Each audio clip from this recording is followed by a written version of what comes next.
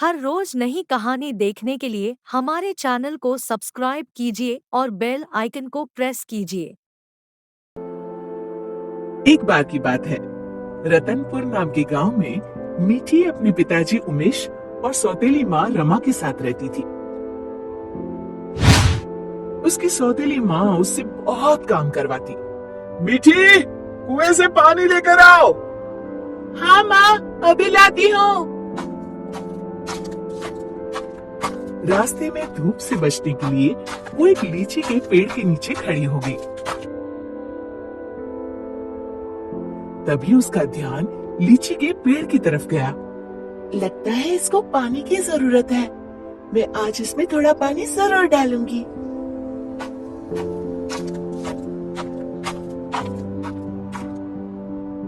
लौटते समय मीठी अपने घड़े से थोड़ा पानी लीची के पेड़ में डाल देती है। अब ये उसका रोज का नियम हो गया। जाते समय थोड़ी देर रुकती और आते समय थोड़ा पानी उसमें डाल देती। उसी पेड़ में एक चुड़ैल रहती थी। इतना ठंडा और मीठा पानी बड़े दिनों के बाद मिला है। एक दिन चुड़ैल ने सोचा, क्यों ना इस लड़की को दोस्त बनाया जाए।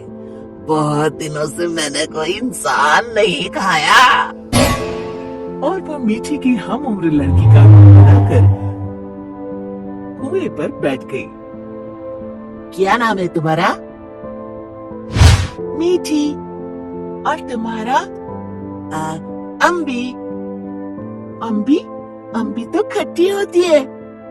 तुम मीठी और मैं खट्टी, मतलब मीठी खट्टी। नहीं, मीठी खट्टी नहीं, मीठी अम्बी। दोनों खिलखिलाकर हंसने लगती है। अरे, मुझे तो तुमसे बातें करके बड़ी देर हो गई। और जल्दी से घड़ा लेकर घर के लिए चल दी। थोड़ा सा पानी उसने लीची के पेड़ में भी डाल दिया। चुड़ैल बहुत दिनों से अकेली रह रही थी। उसे मीठी का साथ अच्छा लगा। वैसे मीठी अच्छी लड़की है, क्यों ना इसे अपनी दोस्त बना लूं। ऐसे ही रोज मीठी और अम्बी कुएं पर मिलती और ढेर सारी बातें करती, खूब हंसती, खिलखिलाती। एक दिन, आज तो बड़ी देर हो गई, मीठी पानी लेने नहीं आई। क्यों ना उसके घर जाकर देखूं।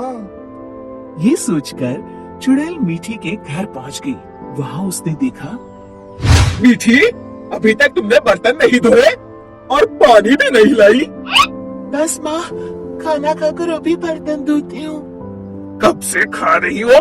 जल्दी उठो, बहुत काम है। खाना खाकर मीठी बर्तन धोने लगी। आज मैंने लीची के पेड़ में पानी भी नहीं डाला और न ही अपनी दोस्त से मिल पाई। तभी चुड़ैल ने जादू से पूरे बर्तन 1 मिनट में धो डाले। मीठी आश्चर्य से यहाँ वहाँ देख रही थी कि चुड़ैल उसके शरीर में प्रवेश कर गई और वापस आकर सोफे पर लेट गई।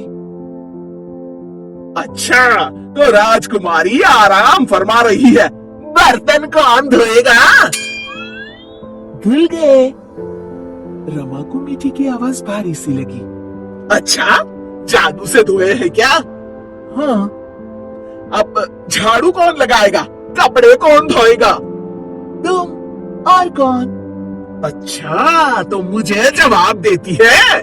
ये कहते हुए रमा ने मीठी का हाथ पकड़कर झकझोर दिया। पर मीठी रोज की तरह रोई नहीं, तो रमा को और तेज गुस्सा आ गया। मारने के लिए आगे बढ़ी ही थी कि मीठी ने उसका हाथ पकड़कर गोल घुमाकर छोड़ दिया। रमा तेजी से गोल गोल घूमने लगी। कुछ देर तक घूमने के बाद रमा ने एक बार फिर हाथ उठाने की कोशिश की। इस बार एक धक्के में रमा घर के चारों कोनों में टकराई और फिर एक कोने में जाकर गिर पड़ी। अब जाकर कपड़े धो। जाती हूँ। वो आराम से सोफे पर लेटकर टीवी देखने लगती है। थोड़ी देर बाद रमा कपड़े धोकर कमरे में आई। जाओ, जाकर झाड़ू पोछा करो। रमा कुछ बोलने ही वाली थी कि मीठी की लाल लाल आंखें देखकर डर गई। लगाती हूँ, अभी झाड़ू लगाती हूँ। इतने में मीठी के पिताजी आते हैं। उन्होंने पहले कभी रमा को काम करते हुए नहीं देखा था। रमा, तुम काम क्यों कर रही हो? मीठी कहाँ है? रमा जोर जोर से रोने लगी और उंगली से इशारा किया जहाँ मीठी आराम से लेटी हुई थी। मीठी, मैं क्या देख रहा हूँ? मीठी के पिताजी उसका हाथ पकड़कर उसे उठाते हैं, पर मीठी को देखकर बुरी तरह डर जाते हैं और पीछे हट जाते हैं। ये देखकर मीठी के शरीर में घुसी चुड़ैल जोर जोर से हंसती है।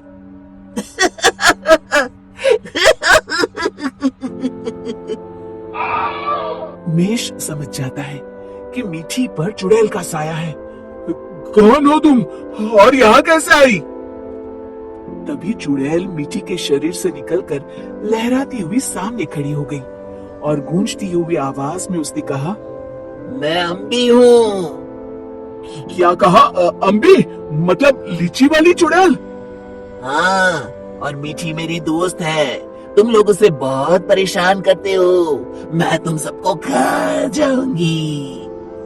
उमेश और रमा डर के मारे थर थर कांपने लगे।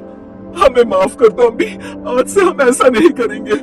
हाँ हाँ, हमें माफ कर दो, आज से हम ऐसा नहीं करेंगे। मैं कसम खाती हूँ, मीठी को अपनी सगी बेटी की तरह ही रखूंगी। नहीं, तुम सब झूठे हो। अम्बी को बहुत गुस्सा देखकर मीठी बोली, नहीं नहीं अम्बी, तुम मेरी अच्छी दोस्त हो ना। मेरे माँ पिताजी को कुछ मत करो। नहीं, इन्हें सबक मिलना जरूरी है। मेरी कसम। ठीक है, अभी छोड़ देती हूँ, लेकिन जब भी तुम्हें मेरी जरूरत हो मुझे बुलाना, मैं फौरन आ जाऊंगी। और फिर उस दिन के बाद से रमा ने कभी मीठी को तंग नहीं किया। शिक्षा, हमें किसी के भोलेपन या मजबूरी का नाजायज फायदा नहीं उठाना चाहिए।